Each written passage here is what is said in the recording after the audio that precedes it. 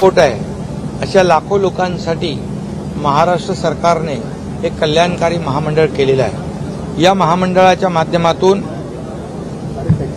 परिवाराचं विमा संरक्षण, त्यांना मोफत उपचार, त्याचबरोबर त्यांच्या मुलांचं शिक्षण, त्यांच्या मुलांना स्कॉलरशिप, त्यांच्या मुलांना उच्च शिक्षण घ्यायचं असेल तर योजना, त्याचबरोबर प्रशिक्षण स्किल डेव्हलपमेंटच्या माध्यमातून प्रशिक्षण दिलं जाईल, त्यांना नोकऱ्या दिल्या जातील, देखील त्यांना स्वतःचा रोजगार करता येईल, व्यवसाय करता येईल।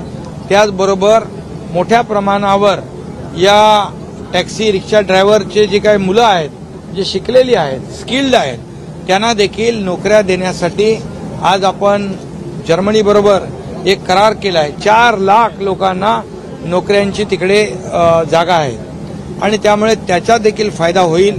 आणि या महामंडळामध्ये तात्काळ ज्याला दुखापत होईल त्याला तात्काळ 50,000 रुपये देण्याचा एक प्रावधान केलेला आहे।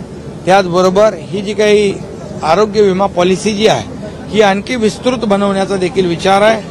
आणि त्याचबरोबर यामध्ये हे चालक जे आहेत हे जेव्हा 65 वर्षाचे होऊन निवृत्त होतात ते कामकाज करू शकत नाही, गाडी चालवू शकत नाही, अशा परिस्थितीमध्ये देखील त्यांना पुढचं भविष्य त्यांचं जे आहे सुखकर होण्यासाठी एक ग्रॅज्युएटीची जी काही एक पॉलिसी आम्ही करण्याचा विचार केलेला आहे।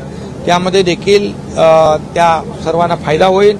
आज परिवहन विभागाने 50 कोटी रुपयाची तरतूद याच्यात केलेली आहे।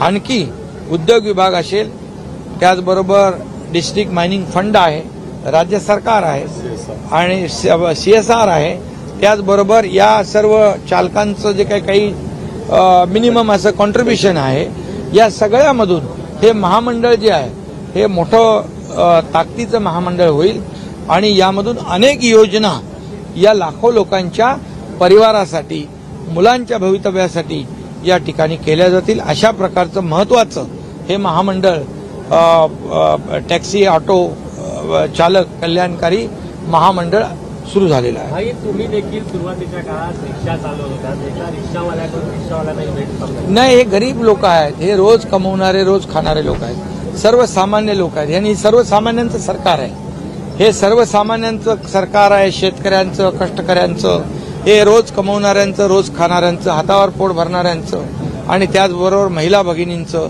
युवकांचं। आणि त्यामुळे या आमच्या सरकारमध्ये सर्वांना न्याय देण्याचं काम आमचं सरकार करतंय आणि त्याचाच एक भाग आहे।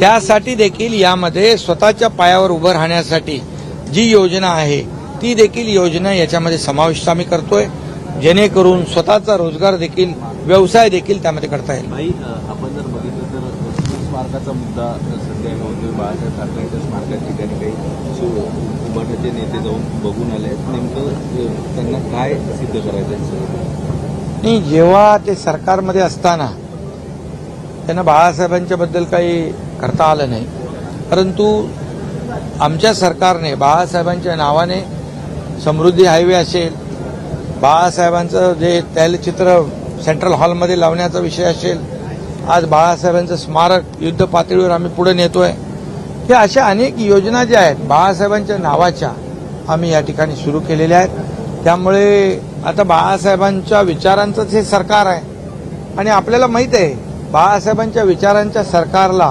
या महाराष्ट्रातल्या लोकांनी पाठिंबा दिलेला आहे। जे आज बाळासाहेबांचं नाव घेत आहेत त्यांचं जे काही वोट शेअर आहे 42% आहे, आमचा 48% आहे। लोकांनी बाळासाहेबांच्या विचाराला प्राधान्य दिलेलं आहे।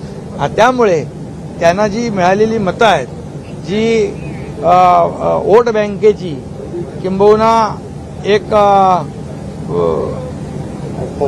अफवा पसरवून त्या ठिकाणी खोटं नरेटिव्ह पसरवून ही मिळालेली मतं ही तात्पुरती आहे, पण खरं शिवसेनेचा मूळ गाभा आहे, शिवसेनेचा मूळ वोटर आहे, हा वोटर जो आहे आज धनुष्यबाणाकडे आलेला आहे। त्यामुळे त्यांच्या पायाखालची वाळू सरकली। यूबीटी कहीं ना कहीं ईवीएम के बारे में गलत अफवाह फैला रही है।